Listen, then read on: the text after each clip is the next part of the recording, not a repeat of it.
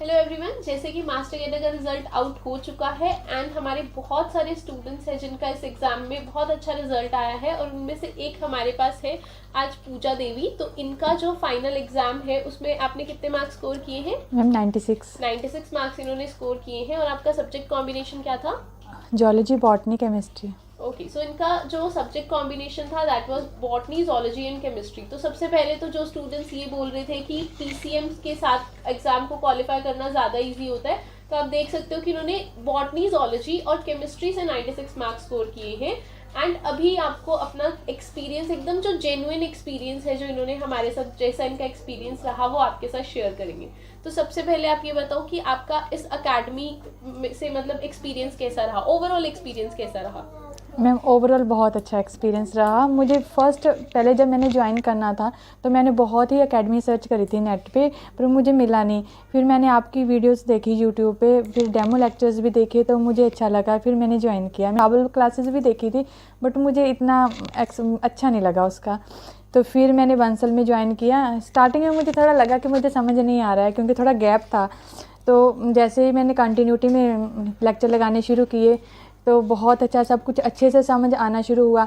जैसे कि हम स्टडी करते हैं ना, मोस्टली हम जब भी एग्ज़ाम देते हैं हम सोचते हैं हमको सब कुछ आता है, बट हम जैसे एग्ज़ाम देने जाते हैं हम वही चीज़ें बार बार रिपीट करते जाते हैं, बट जो हम छोड़ते हैं ना एग्ज़ाम में वही आती हैं।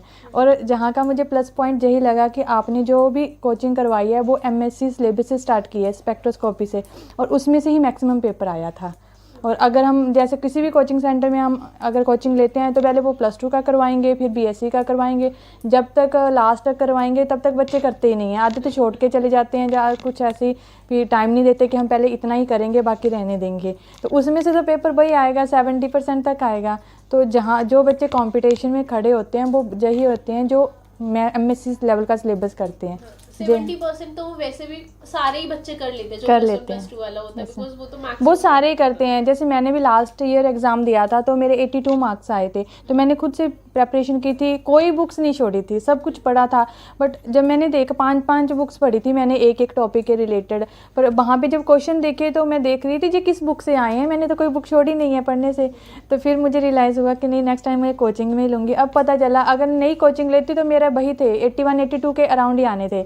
कोचिंग लिया तो जो भी एक्स्ट्रा सीखा उसी के अभी रिजल्ट आया है जी। अच्छा, तो जैसे आप बोल रहे हो कि आपका गैप था, तो आपका कितने इयर्स का गैप था? मास्टर्स कब पास आउट हो? मास्टर नहीं हूँ, बैचलर्स कब पास आउट हो? बैचलर्स है मेरी 2012 की, बीएड। अकॉर्डिंग इनका 10 इयर्स का गैप है ना? Yes, मतलब आप 10 इयर्स पहले पास आउट हो बैचलर्स। ओके, तो आपने जैसे बोल रहे हो लास्ट टाइम आपने कोचिंग के बिना प्रिपेयर करा, इस बार कोचिंग के साथ, तो मतलब मेन डिफरेंस क्या है दोनों में कोचिंग मैम के? बहुत है। एक तो एक डिसिप्लिन आता है कि पढ़ना है तो पढ़ना है, 5 घंटे बैठना है तो बैठना है। अगर खुद से प्रेपरेशन करें, ठीक है आज नहीं करेंगे कल करेंगे, कल रिलेटिव आगे नहीं करेंगे परसों कर लेंगे, आज ये काम है कहीं घूमने चले जाते हैं, ऐसा होता है। बट अगर पता है कि कोचिंग करनी है तो पहले सारा घर का काम फिनिश करके इतने बजे बैठना है तो बैठना है, वो एक डिसिप्लिन आ जाता है, कंटिन्यूटी रहती है। यही तो चाहिए एग्ज़ाम के लिए कि कंटिन्यूटी। अभी मैंने जनवरी 13 से स्टार्ट किया था तो उससे मैं कंटिन्यूटी में रही हूँ। 1 मंथ मेरा गैप पड़ा है बट फिर भी लास्ट तक मैंने 18 सितंबर तक सब कुछ कंटिन्यूटी में किया है। ओके, ठीक है। तो अच्छा, अगर मैं आपसे पूछूं कि यहाँ पे स्टाफ का एक्सपीरियंस कैसा रहा, फैकल्टी का एक्सपीरियंस? मैम ये तो बहुत प्लस पॉइंट है आपके कि कभी भी कहीं भी कोई डिफ़िकल्ट अगर समझ नहीं आता कोई टॉपिक, कुछ जैसे कि डाउट आता है, कभी भी हम मैसेज करते हैं या कॉल करते हैं तो टीचर्स उसी टाइम रिप्लाई करते हैं। अगर बाई चांस नहीं अवेलेबल हो तो शाम को तो पक्का करते हैं। मैंने कई बार फ़ोन किया है, आपको भी किया है, तमन्ना मैम को भी किया है, मैंने दीपा मैम से भी बहुत कि मेरा इतना गैप पड़ा है मैं कहाँ से स्टार्ट करूँ, तो उन्होंने भी बहुत अच्छा गाइड किया। जैसे कुछ डाउट होते हैं आपसे पूछते हैं तो बहुत अच्छा करके समझाते हैं। और अगर बच्चों को बाई चांस न्यूमेरिकल नहीं आ रहा है या कोई एक्सप्रेशन नहीं आ रहा तो आप इजी वे से भी शॉर्टकट मेथड भी प्रोवाइड करते हो कि बच्चों को ऐसे समझ आ जाए। ओके, सो केमिस्ट्री के टीचर्स के बारे में तो आपने बता दिया। अगर मैं आपसे पूछूं पर्टिकुलरली, जैसे अगर कोई बायोलॉजी वाला स्टूडेंट है तो उसका केमिस्ट्री वाला पोर्शन 50 मार्क्स ही है, बाकी 100 मार्क्स तो उसका बायोलॉजी वाला पोर्शन है, बॉटनी, जूलॉजी। तो वो एक्सपीरियंस आपका कैसा रहा? यस मैम, जैसे बायोलॉजी जो हमारे जूलॉजी बॉटनी सब्जेक्ट हैं इसमें ज़्यादा बच्चों के मार्क्स आते हैं। जैसे अगर केमिस्ट्री को बोले वहाँ पे हम मेडिकल वाले न्यूमेरिकल में फंस जाते हैं।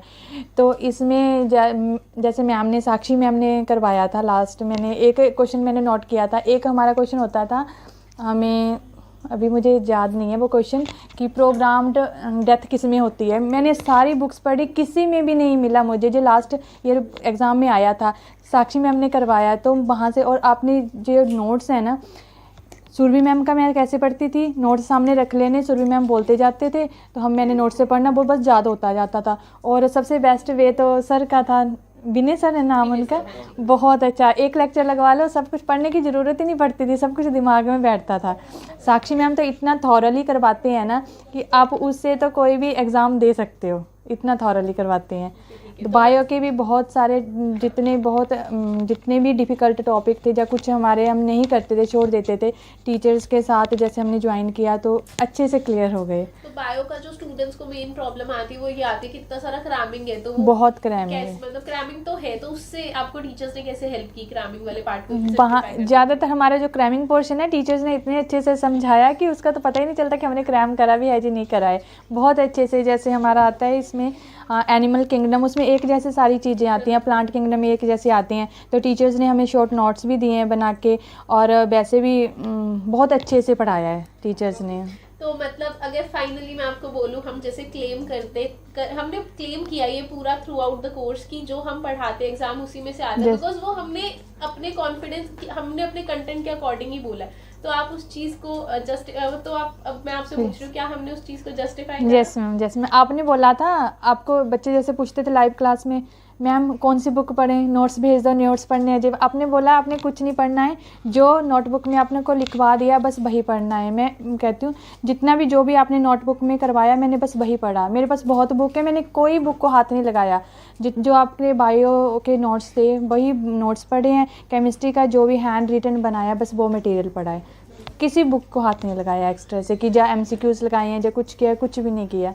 अच्छा, तो फिर मतलब जो हमने पढ़ाया है, जो कॉपी में है उसमें से आपको जैसे हम टोटली पूरा जो आप करवाते हो तो उसमें से पक्का पेपर में आता है, सब कुछ मोस्टली वही आया था। केमिस्ट्री के जैसे जैसे आपने क्वेश्चन बोले थे वैसे वैसे फार्मूला एग्जैक्ट उठा के डाले हुए थे।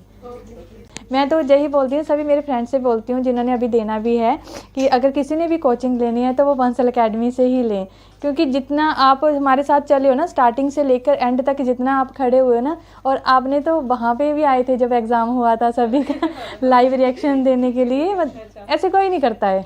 वर्कशीट, क्वेश्चन पेपर, सब कुछ बार बार रिवीजन भी करवाई, सब कुछ ऐसे कोई नहीं करता है। सब अपना सिलेबस कंप्लीट करते हैं, ठीक है, टाटा बाय बाय। बाकी कई बच्चे करें ना करें वो उनकी रिस्पॉन्सिबिलिटी नहीं है, बट आपने अगर जितने बच्चे लिए हैं वो आप खुद की रिस्पॉन्सिबिलिटी मान के चलते नहीं कि नहीं बच्चों का होना चाहिए। ठीक है, चलो हम अपनी रिस्पॉन्सिबिलिटी मान के चलते हैं, बट फिर भी हम यही मानते हैं कि हमारा तो एक 40-50% एफर्ट है, बाकी तो स्टूडेंट का एफर्ट है। तो इन्होंने भी अपनी तरफ से पूरा हार्ड वर्क किया, तो उसकी वजह से इनके अभी एग्जाम में 96 मार्क्स आए हैं। तो जो एग्जाम की कट ऑफ है वो 81-84 तक ही जाएगी। तो इनका जो एग्जाम है हम बोल सकते हैं कि इनकी जॉब लग चुकी है। So very congratulations for that. Thank you ma'am, thank you.